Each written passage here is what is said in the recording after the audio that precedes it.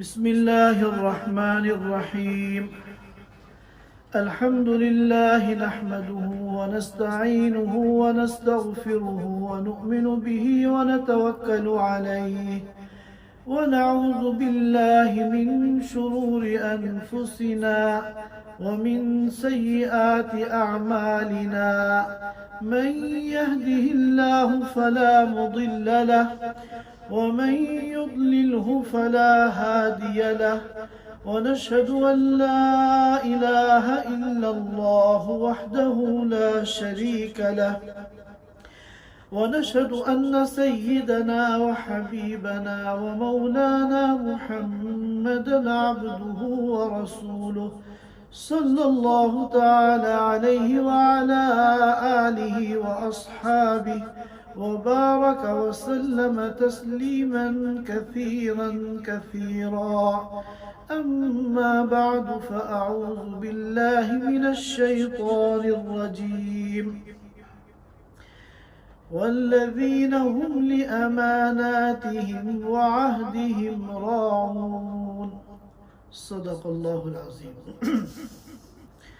حضرات سامعین کرام،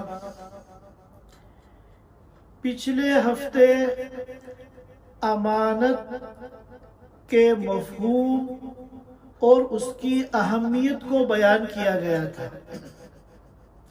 آج کی مجلس میں ہم یہ جاننے کی کوشش کریں گے کہ امانت کے مفہوم میں کتنی وسعت ہے، امانت کے مفہوم کا دائرہ کتنا وسیع ہے، اور اسی طرح ہماری 24 گھنٹے کی زندگی میں، روزمرہ کی زندگی میں امانت کی کیا کیا صورتیں اور کیا کیا شکلیں پائی جاتی ہیں.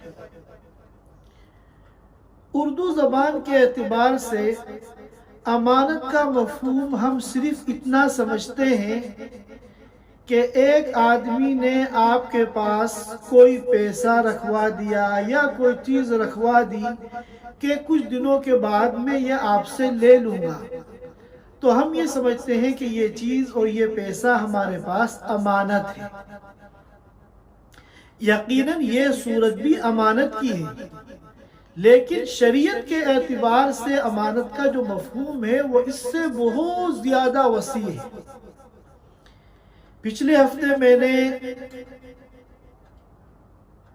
شریعت کے اعتبار سے، شریعت کی اصطلاح میں امانت کا کیا مفہوم ہے اس کو بیان کیا تھا کہ وہ تمام حقوق جن کی حفاظت کرنا اور جن کو ادا کرنا بندے پر لازم ہے، وہ تمام حقوق امانت ہیں. چنانچہ سب سے پہلے ہماری جو زندگی ہے یہ امانت ہے.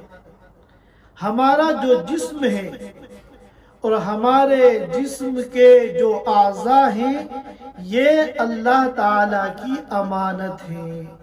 ہم اپنی زندگی کے مالک نہیں ہیں. ہمارا جو یہ جسم ہے اور ہمارے جسم کے جو یہ اعضاء ہیں یہ ہماری اپنی پراپرٹی اور اپنی ملکیت نہیں ہے، بلکہ یہ اللہ کی امانت ہے ہمارے پاس. یہی وجہ ہے کہ اگر کوئی بندہ خودکشی کرنا چاہے اور اپنی زندگی کو ختم کرنا چاہے تو یہ حرام ہے، گناہ کبیرہ ہے، اور بہت سخت وعید خودکشی کرنے والے کے لیے احادیث مبارکہ میں بیان کی گئی ہے. کیوں؟ اس لیے کہ جس زندگی کو یہ اپنے اختیار سے ختم کرنا چاہ رہا ہے یہ زندگی اس کی اپنی پراپرٹی ہے ہی نہیں، یہ زندگی اس کی اپنی ملکیت ہے ہی نہیں، یہ تو امانت ہے. اب اگر یہ اس زندگی کو ختم کرے گا خودکشی کر کے تو یہ امانت میں خیانت ہوگی. اسی طرح ہمارا جو پورا جسم ہے اور ہمارے جسم کے تمام اعضاء ہیں یہ سب ہمارے پاس امانت ہیں، یہ ہماری اپنی پراپرٹی نہیں ہے. یہی وجہ ہے کہ اگر کوئی کسی سے کہہ دے کہ تم میرا گلا کاٹ دو، میں تمہیں اجازت دیتا ہوں، اور کہو تو میں لکھ کے تمہیں اسٹامپ پیپر پر دے دیتا ہوں کہ میری طرف سے اجازت ہے، یا میرا ہاتھ کاٹ دو یا میرا پیر کاٹ دو، تو کیا سامنے والے کے لیے یہ کاٹنا جائز ہو جائے گا؟ نہ شریعت میں جائز ہوگا اور نہ کسی حکومت کے قانون کے اعتبار سے جائز ہوگا۔ کیوں؟ اس لیے کہ یہ جو اجازت دے رہا ہے اس کو اجازت دینے کا حق نہیں ہے، اس کا جسم اس کے پاس اللہ کی امانت ہے، اس کی اپنی پراپرٹی اور ملکیت نہیں ہے۔ اللہ تعالیٰ نے ہمیں یہ زندگی دی ہے بطور امانت۔ کیوں؟ تاکہ جس مقصد کے لیے اللہ تعالیٰ نے یہ زندگی ہمیں عطا فرمائی ہے اس مقصد کے مطابق بندہ اس زندگی کو گزارے۔ اگر اس مقصد کے مطابق زندگی گزارے گا تو بندہ اللہ کی اس امانت کی حفاظت کرنے والا اور اس امانت کو ادا کرنے والا شمار کیا جائے گا۔ اور اگر مقصد کے خلاف زندگی گزارے گا، اللہ کی مرضی کے خلاف زندگی گزارے گا تو وہ اس امانت میں خیانت کرنے والا شمار کیا جائے گا۔ ہماری زندگی کا مقصد کیا ہے؟ اللہ رب العزت نے قرآن کریم میں بالکل صاف لفظوں کے اندر بیان فرما دیا، وَمَا خَلَقْتُ الْجِنَّ وَالْإِنسَ إِلَّا لِيَعْبُدُونَ، کہ تمام انسانوں کو اور تمام جنات کو ہم نے صرف اور صرف اپنی عبادت کے لیے پیدا کیا ہے۔ ان کو پیدا کرنے کا، ان کو دنیا کی یہ زندگی دینے کا، اس کے علاوہ کوئی اور مقصد نہیں ہے۔ اور عبادت سے مراد صرف نماز، روزہ، تلاوت، ذکر، تسبیحات یہ نہیں ہے، بلکہ 24 گھنٹے کی زندگی شریعت کے مطابق گزارنے کا نام عبادت ہے۔ 24 گھنٹے کی زندگی شریعت کے مطابق گزارنا، اللہ کی مرضی کے مطابق گزارنا یہ عبادت ہے۔ چنانچہ شریعت کے مطابق اگر ہم تجارت کر رہے ہیں، ہمارا تجارت کرنا عبادت۔ شریعت کے مطابق ہم کھا رہے ہیں، پی رہے ہیں تو ہمارا کھانا پینا عبادت۔ شریعت کے مطابق اور سنت کے مطابق ہم سو رہے ہیں تو ہمارا سونا عبادت۔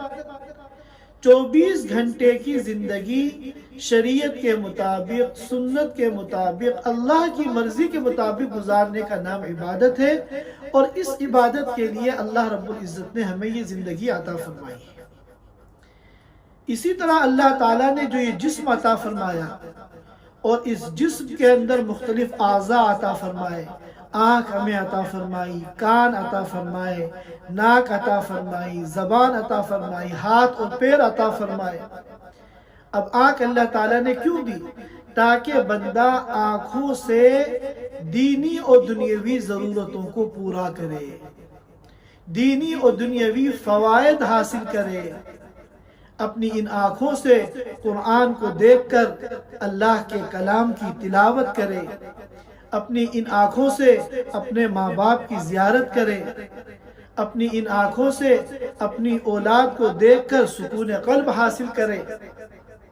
اب اگر کوئی اللہ کی مرضی کے خلاف ان آنکھوں کا استعمال کرتا ہے، مثلا نامحرموں کو دیکھتا ہے ان آنکھوں سے، یا فحش مناظر کو ان آنکھوں سے دیکھتا ہے، تو اللہ کی دی ہوئی اس امانت کے ساتھ خیانت ہے۔ اسی طرح اللہ تعالیٰ نے کان عطا فرمائے تاکہ اس کان سے اپنی دینی دنیاوی ضرورتوں کو پورا کرے، اور اس کان سے اللہ کے کلام کو، اللہ کی تلاوت کو، دین کی باتوں کو سنے۔ اور اگر وہ اس کانوں کا استعمال اللہ کی مرضی کے خلاف کرتا ہے، گانے سنتا ہے، شرکیہ کفریہ کلمات سنتا ہے، یا غیبتوں کی مجلس میں بیٹھ کر غیبتیں سنتا ہے، تو وہ اس امانت کے ساتھ خیانت کرنے والا ہے۔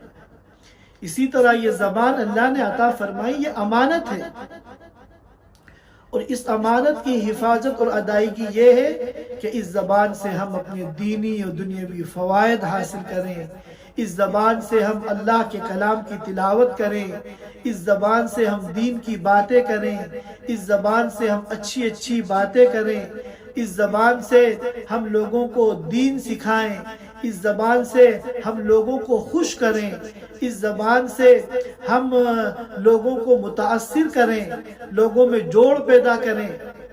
اب اگر کوئی اس کے خلاف زبان کا استعمال کرتا ہے، گانے گاتا ہے، شرکیہ کفریہ کلمات بکتا ہے، یا اس زبان سے لوگوں کی غیبتیں کرتا ہے، یا لوگوں پہ الزام تراشیاں کرتا ہے، تہمت لگاتا ہے، یا لوگوں کے درمیان تفریق پیدا کرتا ہے، فتنے رونما کرتا ہے، تو یہ اس امانت کے ساتھ خیانت ہے۔ اسی طرح یہ پورا دین ہمارے پاس امانت ہے۔ جو کچھ دین ہم نے سیکھا ہے یہ ہمارے پاس دوسرے بھائیوں کی امانت ہے، دوسروں تک اس کو پہنچانا ہمارے اوپر لازم اور ضروری ہے۔ ایک موقع پر اللہ کے رسول صلی اللہ علیہ وسلم نے فرمایا فَلْيُبَلِّغِ الشَّاهِدُ الْغَائِبُ، کہ جو اس وقت یہاں موجود ہیں، دین کی باتیں مجھ سے سن رہے ہیں، سمجھ رہے ہیں، سیکھ رہے ہیں، یہ ان باتوں کو غائبین تک پہنچائے، جو لوگ یہاں موجود نہیں ہیں ان تک پہنچائے۔ اب ہم میں سے ہر ایک اپنے گریبان میں جھانک کر دیکھے کہ یہ دین جو ہمارے پاس امانت تھا دوسروں تک پہنچانے کے لیے، ہم نے کتنا اس امانت کا حق ادا کیا، کتنا ہم نے دین دوسروں تک پہنچایا۔ دوسرے تو دوسرے ہیں، ہمارے اپنے گھر کے اندر ہماری جو فیملی ہے، ہماری بیوی بچے ہیں، ہم نے ان کو کتنا دین سکھانے کی کوشش کی۔ ایک موقع پر اللہ کے رسول صلی اللہ علیہ وسلم نے فرمایا بلغوا عنی ولو آیا، کہ جو کچھ مجھ سے سیکھو اس کی تبلیغ کرو۔ تبلیغ کے معنی کیا آتے ہیں؟ بلغ یبلغ تبلیغا، یہ باب تفعیل کا مصدر ہے، اس کے معنی آتے ہیں پہنچانا۔ جو کچھ مجھ سے سیکھو وہ دوسروں تک پہنچاؤ، اگرچہ تم نے ایک آیت ہی سیکھی ہو، ایک آیت بھی اگر مجھ سے سیکھی ہے تو وہ دوسروں تک پہنچاؤ۔ ایک صاحب نے اپنا واقعہ لکھا ہے کہ یورپ کے کسی ملک میں وہ ایک مسجد میں نماز پڑھنے کے لیے گئے اور مسجد نمازیوں سے بھری ہوئی تھی۔ نماز کے بعد کچھ لوگ تلاوت کر رہے تھے، کچھ لوگ ذکر میں دعا میں مشغول تھے، کچھ نوافل و سنتیں پڑھ رہے تھے کہ ایک نوجوان لڑکا صفوں سے گزرتا ہوا منبر کے پاس پہنچا اور اس نے بلند آواز میں سورہ فاتحہ پڑھنی شروع کی۔ وہ اٹک اٹک کے سوچ سوچ کے سورہ فاتحہ پڑھ رہا تھا، یہاں تک کہ پوری سورہ فاتحہ سنا کر وہ پھر اپنی جگہ چلا گیا اور سنت وغیرہ میں مشغول ہو گیا۔ ہر ایک تعجب سے دیکھنے لگا کہ آخر یہ کیا ماجرا ہے۔ تو یہ صاحب کہنے لگے کہ میرے دل میں یہ خیال پیدا ہوا کہ میں تحقیق کروں گا کہ آخر اس نوجوان کی کیا کہانی ہے، اس نے یہ حرکت کیوں کی، کیا مقصد ہے اس کا۔ چنانچہ جب وہ مسجد سے نکلا تو یہ اس سے جا کر ملے، سلام دعا کی، اور اس سے جب پوچھا تو اس نوجوان نے بتایا میں اصل میں نو مسلم ہوں اور چند دن پہلے میں مسلمان ہوا ہوں۔ میں نے سورہ فاتحہ یاد کی ہے اور سورہ فاتحہ یاد کرنے کے بعد میں نے اللہ کے رسول صلی اللہ علیہ وسلم کی ایک حدیث سنی کہ اللہ کے رسول نے فرمایا بلغوا عنی ولو آیا، جتنا دین سیکھا ہے وہ دوسروں تک پہنچاؤ، اگر ایک آیت بھی سیکھی ہے تو وہ دوسروں تک پہنچاؤ۔ اور میں نے چونکہ سورہ فاتحہ پوری سیکھ لی ہے، لہذا میں نے مسجد میں کھڑے ہو کر دوسروں تک یہ سورہ فاتحہ سنا دی اور اللہ کی یہ آیتیں دوسروں تک پہنچا دی، تاکہ اللہ کے رسول صلی اللہ علیہ وسلم کی اس حدیث پر عمل ہو جائے۔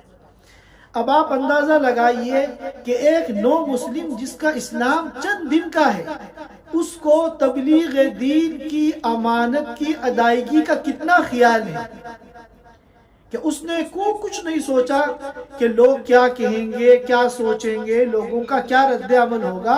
مجھے تو اللہ کے رسول نے حکم دیا ہے کہ ایک آیت بھی اگر سیکھی ہے تو وہ دوسروں تک پہنچاؤ، لہذا مجھے اللہ کے رسول صلی اللہ علیہ وسلم کے اس حکم پر عمل کرنا ہے اور تبلیغ دین کے فریضے کو ادا کرنا ہے۔ آج ہم لوگ پیدائشی مسلمان ہیں، کتنی باتیں اللہ کی توفیق سے دین کی ہم نے سیکھ رکھی ہیں، لیکن ہمیں اس کی کوئی فکر نہیں ہے کہ ہم اس امانت کو کتنا ادا کر رہے ہیں اور دوسروں تک پہنچانے کی ہم کتنی کوشش کر رہے ہیں۔ اسی طرح امانت کی ایک شکل ہے شہادت، گواہی دینا۔ کوئی واقعہ پیش آیا، آپ اس وقت وہاں موجود تھے، اس واقعے کے عینی شاہد تھے، اپنی آنکھوں سے آپ نے اس واقعے کو دیکھا۔ اب کسی موقع پر اس واقعے کو لے کر فیصلہ ہو رہا ہے اور آپ کی گواہی کی ضرورت ہے۔ آپ نے اپنی آنکھوں سے اس واقعے کو دیکھا ہے، آپ اگر گواہی دے دیں گے تو مظلوم کو اس کا حق مل جائے گا، لیکن آپ نے گواہی نہیں دی، کسی دباؤ میں آ کر یا کسی مصلحت کے پیش نظر، جس کی وجہ سے مظلوم اپنے حق سے محروم رہ گیا۔ تو یہ جو گواہی ہے یہ امانت ہے، آپ نے گواہی نہ دے کر اس امانت میں خیانت کی۔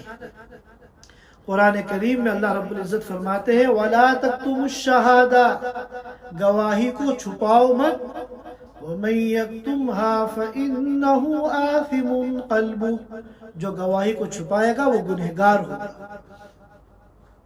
اسی طرح ہمارے جتنے پڑوسی ہیں، ہمارے رشتہ دار ہیں، ہمارے ماں باپ ہیں، ہماری اولاد ہیں، میاں اور بیوی ہیں آپس میں، یہ سب امانت ہے۔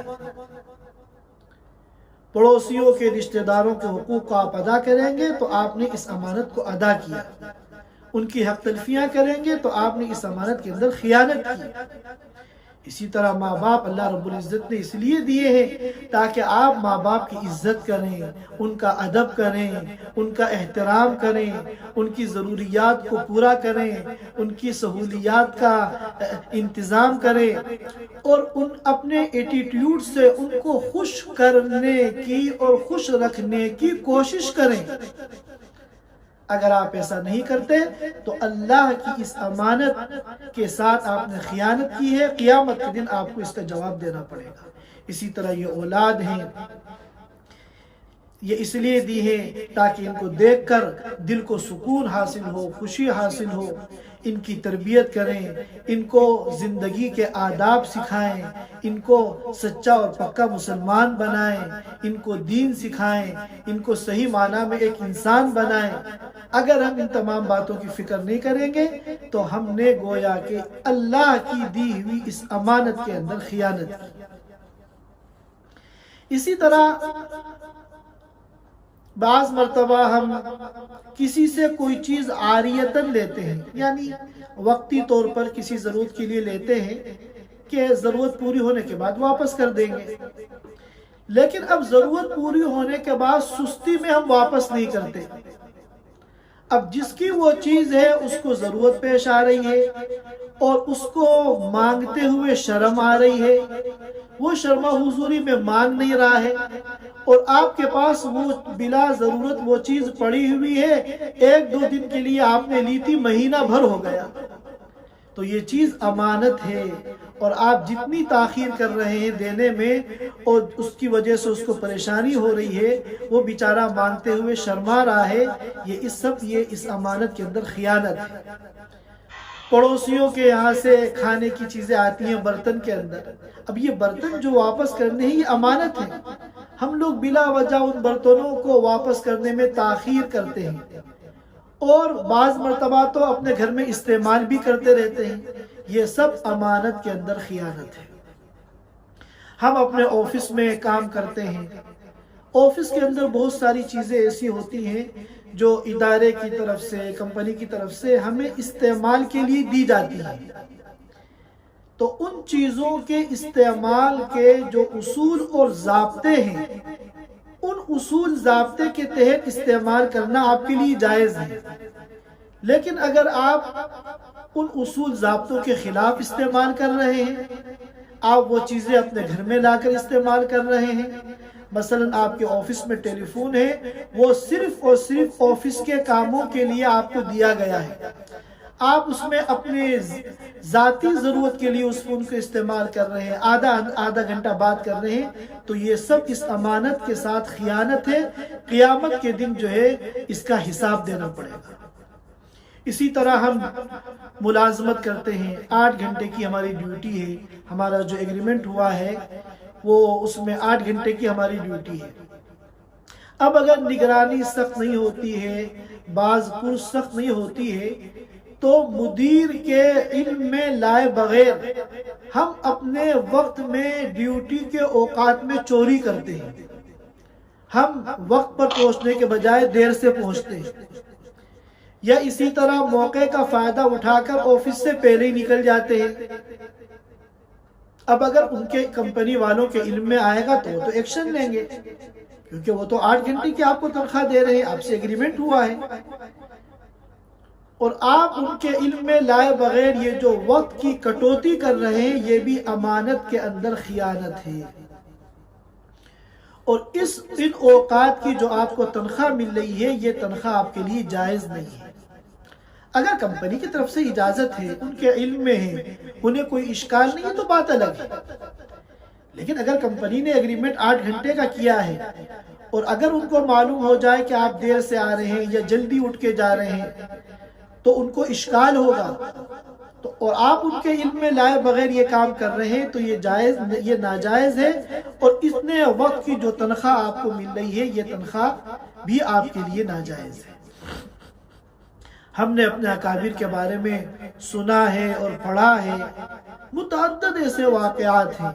اولاً تو مدرسوں کی تنخواہ ہی کتنی معمولی سی ہوتی تھی، اور آج بھی کم ہی ہوتی ہے، آپ حضرات جانتے ہیں، لیکن اس کے باوجود ہمارے اکابر کا یہ حال تھا کہ اگر مدرسے کے وقت میں ان کی ذاتی ضرورت کے لیے کوئی ان کے پاس آ گیا تو اب اگر وہ 15 منٹ 20 منٹ 25 منٹ جتنی دیر ان کے پاس بیٹھا ہے اس کو وہ اپنی ڈائری میں نوٹ کر لیتے تھے، اور مہینے کے آخر میں ان تمام اوقات کو جمع کر کے ایک درخواست لکھتے تھے، اپلیکیشن لکھتے تھے ادارے کے نام، کہ اس مہینے کی میری تنخواہ میں سے اتنے گھنٹوں کی تنخواہ کاٹ لی جائے، کیونکہ اتنے گھنٹے اس پورے مہینے میں میں نے مدرسے کے کام کے علاوہ مدرسے کے اوقات میں اپنا کوئی ذاتی کام کیا ہے، لہذا ان گھنٹوں کی تنخواہ کا شرعاً میں مستحق نہیں ہوں، لہذا میری تنخواہ میں سے اتنی تنخواہ کاٹ لی جائے۔ تو یہ ساری چیزیں امانت ہیں، اور جس کی طرف ہمارا بالکل ذہن نہیں جاتا۔ اسی طرح مجلسوں میں جو گفتگو ہوتی ہے، یہ گفتگو امانت ہے۔ حدیث پاک میں آتا ہے المجالس بالامانہ، اور آج کل جو اختلافات ہوتے ہیں، لڑائی جھگڑے ہوتے ہیں، فتنے ہوتے ہیں، ان کی بنیاد زیادہ تر یہی ہے کہ لوگ مجلسوں کی باتوں کو ادھر سے ادھر نقل کرتے ہیں، جس کی وجہ سے بدگمانیاں پیدا ہوتی ہیں، اختلافات ہوتے ہیں۔ حالانکہ حدیث میں آتا ہے المجالس بالامانہ، کہ مجلسیں امانت ہیں، مجلس میں چند لوگ بیٹھ کے جو باتیں کر رہے ہیں وہ باتیں ان لوگوں کے سینوں میں امانت ہے۔ اب اگر وہ باتیں ایسی ہیں کہ جن کے نقل کرنے میں کوئی نقصان نہیں ہے بلکہ بعض مرتبہ فائدہ ہوتا ہے، دین کا فائدہ، دنیا کا فائدہ، تو کوئی حرج نہیں ہے، لیکن بہت سی باتیں ایسی ہیں کہ وہ بات کہنے والا کبھی نہیں چاہتا کہ میری یہ بات جو میں نے پرسنل طور پر ان چند لوگوں کے سامنے کی ہے یہ دوسروں کو میرے حوالے سے نقل کی جائے۔ ایسی باتیں اگر آپ نقل کریں گے تو یہ امانت کے اندر خیانت ہے۔ اسی طرح کسی نے کسی کو کوئی راز کی بات بتائی، اس پر بھروسہ کیا، اس کو اپنا رازدار بنایا، اب یہ اس راز کو اپنے سینے میں محدود رکھنے کے بجائے دوسروں کو بتا رہا ہے، تو یہ راز جو ہے یہ بھی امانت ہے، اور یہ دوسروں کو بتانا، یہ اس امانت کے اندر خیانت ہے۔ اسی طرح یہ جو حکومت کے قوانین ہیں یہ سب امانت ہے۔ حکومت کے قوانین کی خلاف ورزی کرنا یہ امانت میں خیانت ہے۔ ہم کتنے قانون کی خلاف ورزیاں کرتے ہیں اور پھر اپنے تعلقات استعمال کر کے کسی بھی قسم کے مخالفے سے، غرامے سے، چالان سے اپنے کو بچا لیتے ہیں۔ اب اگر وہ مدیر اور وہ ذمہ دار جو آپ کا مخالفہ معاف کر رہا ہے اس کو حق ہے، تب تو بہت اچھی بات ہے، یہ اس کا مساعدہ ہے، اللہ کو جزائے خیر عطا فرمائے۔ لیکن اگر اس کا حق نہیں ہے تو وہ بھی گنہگار ہوگا اور جو یہ کام کرا رہے ہیں وہ بھی گنہگار ہوں گے۔ آج کل ہم لوگ اس کو اپنا کمال سمجھتے ہیں کہ میرا فلاں مسئلہ درپیش تھا اور میں نے اپنے تعلقات استعمال کر کے اپنا کام بنا لیا، ہم اس کو کمال سمجھتے ہیں، حالانکہ یہ گناہ ہے، جرم ہے۔ ہمارے ماضی قریب کے علماء میں حضرت مولانا ابرار الحق صاحب نور اللہ مرقدہ، آپ میں سے اکثر لوگوں نے نام بھی سنا ہوگا ان کا، ان کے پوری دنیا میں چاہنے والے تھے، ان کو جاننے والے تھے۔ حج کر کے واپس آ رہے تھے جدہ ایئرپورٹ پر، ان کے ساتھ پورا قافلہ تھا، تو جدہ کے ایک مقامی جو با اثر شخصیت تھے انہوں نے پورے قافلے کا سامان لگیج میں دیا، تو بعض ساتھیوں کا سامان وزن سے زیادہ تھا، ایئر لائنز کی طرف سے جتنے وزن کی اجازت تھی اس سے زیادہ سامان تھا، جو حاجیوں کا عام طور پہ ہو جاتا ہے۔ تو وہاں جو کاؤنٹر پہ ملازم تھا وہ ان کا جاننے والا تھا، انہوں نے اس سے کہہ سن کر وہ سارا سامان نکلوا دیا اور فی کلو کے حساب سے جو اس کا بل تھا، وہ بل جو اب ہزاروں ریال میں وہ بل بنا، اس کو پیمنٹ کرنے کی ضرورت پیش نہیں آئی۔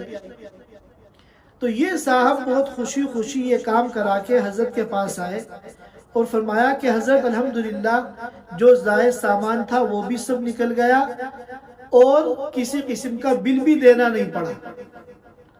تو حضرت نے فرمایا کیا مطلب، میں سمجھا نہیں۔ تو وہ کہنے لگے کہ حضرت ہمارے بعض ساتھیوں کا سامان وزن سے زیادہ تھا، اب فی کلو کے حساب سے اگر ہم اس کا بل ادا کرتے تو وہ بہت بڑا کیا اماؤنٹ تھا، ہزاروں ریال۔ تو میرا جاننے والا تھا کاؤنٹر پہ، اس سے کہے سن کے میں نے سب کا سامان بغیر اس کے بل ادا کیے نکلوا دیا۔ تو مولانا ابرار صاحب نے فرمایا کہ یہ بتاؤ کہ جس نے یہ بل معاف کیا ہے وہ ایئر لائنز کا مالک ہے؟ لیکن ایئر لائنز کا تو مالک نہیں، وہ تو ملازم ہے۔ تو پوچھا کیا ایئر لائنز نے اس کو اختیار دیا ہے کہ جس کا جی چاہے بل معاف کر دو، جس کا جی چاہے لے لو؟ تو انہوں نے کہا نہیں، ایئر لائن نے تو اختیار نہیں دیا، اس میں تو ایئر لائن کا نقصان ہے، کمپنی کا نقصان ہے، وہ اختیار اپنے کسی ملازم کو کیسے دے سکتی ہے؟ تو فرمایا کہ جن جن لوگوں کا وزن زیادہ تھا سب کو بلاؤ۔ ان سب کو بلایا اور ان کو اتنا ڈانٹا، فرمایا کہ تم حج کرنے کے لیے آئے ہو یا چوری کرنے کے لیے آئے ہو؟ یہ چوری ہے اور یہ امانت کے اندر خیانت ہے۔ اور ان سب سے کہا جس کا جتنا بل ہے سب جا کے جمع کرے۔ تو جن چیزوں کو ہم فخر کے ساتھ بیان کرتے ہیں کہ میرے تعلقات فلاں ایئرپورٹ پہ کام آ گئے، فلاں جگہ کام آ گئے، یہ ان چیزوں کو ہم اللہ کے وہ نیک بندے جن کو اللہ نے دین کی صحیح سمجھ دی ہے وہ اس کو جرم سمجھتے تھے، گناہ کبیرہ سمجھتے تھے۔ آج جو ہمارے اس پروگرام کا وقت ہے وہ کافی محدود ہے، آدھا گھنٹہ مجھے دیا گیا ہے، میں چند منٹ کے اندر اپنی بات کو پورا کرتا ہوں۔ مسئلہ یہ ہے کہ جب پوری امت کے حالات سامنے آتے ہیں، امت کی تباہی، امت کی بربادی، تو ہم میں سے ہر ایک امت کو کوستا ہے کہ امت میں یہ خرابی، امت میں یہ خرابی، امت میں یہ خرابی، حالانکہ ہر ایک کو اپنے گریبان کے اندر جھانکنے کی ضرورت ہے۔ جب تک امت کا ہر فرد امت کو کوستا رہے گا، برا بلا کہتا رہے گا، کبھی مسئلے حل نہیں ہوں گے اور امت کبھی صراط مستقیم پر نہیں آئے گی اور یہ تباہی اور بربادی کبھی ختم نہیں ہوگی۔ اس کا طریقہ یہ ہے ہر ایک اپنی ذات کو سب سے زیادہ اصلاح کا محتاج سمجھے۔ آج ہمارا حال کیا ہے؟ اوروں کا مداوا کر ڈالا، خود اپنا مداوا بھول گئے، اوروں کے گریباں سی ڈالے، خود اپنا گریباں بھول گئے۔ ہم میں سے ہر ایک جب اپنے کو اصلاح کا محتاج سمجھے گا اور اپنی اصلاح کی فکر کرے گا اور اپنے سینے میں ہدایت کا چراغ روشن کرے گا تو چراغ سے چراغ جلتے ہیں، 1 سے 2، 2 سے 3، 3 سے 4، اس طرح پوری امت جو ہے وہ صراط مستقیم پر آ جائے گی۔ کیسی کیسی بگڑی ہوئی قومیں ہوتی تھی، ایک نبی ہدایت کا چراغ لے کے آتا تھا اور اس چراغ سے چراغ جلتے تھے اور پوری قوم صراط مستقیم پر آ جاتی تھی۔ اللہ تعالی ہم سب کو دین کی صحیح سمجھ عطا فرمائے اور اپنی مرضی کے مطابق زندگی گزارنے کی ہم سب کو توفیق عطا فرمائے۔ وآخر دعوانا ان الحمدللہ رب العالمین۔ جزاک اللہ خیر مفتی صاحب، ماشاءاللہ بہت ہی اچھا ٹاپک۔ اور مفتی صاحب نے جو ٹاپک بتایا اسی کو تھوڑا سا کنٹینیو کرتے ہوئے، جیسا مفتی صاحب نے بتایا کہ دین ہمارے لیے امانت ہے، ہم کو دوسرے تک پہنچانا ہے، تو اسی کے سلسلے میں مطلب جو ابھی ہم لوگ جو کام بھی کر رہے ہیں وہ ایک پارٹ اینڈ پارسل آف وہ ریکوائرمنٹ بھی ہے۔ تو بالکل بے شک، کروں گا کہ جو یہ ساری آپ کی جو کوششیں ہیں، محنتیں ہیں، یہ سب اس امانت کی ادائیگی ہے جس کا ہمیں مکلف بنایا گیا، ہمیں ذمہ داری دی گئی ہے۔ جزاک اللہ خیر۔ تو میں ابھی جو ہمارے ساتھ کوآرڈینیٹرز جڑے تھے، ایک کوئک آپ لوگوں کو بریف دے دیتا ہوں۔ تو جیسا لاسٹ ٹائم بھی ہم لوگ نے بتایا تھا کہ 4 گروپس بنے تھے اور 4 گروپس کے 4 کوآرڈینیٹرز تھے، اور ان ایڈیشن ٹو یہ 4 جو کوآرڈینیٹرز ہیں، ماشاءاللہ اراؤنڈ 10 to 12 لیڈیز نے بھی والنٹیئر کیے تھے، کیونکہ جو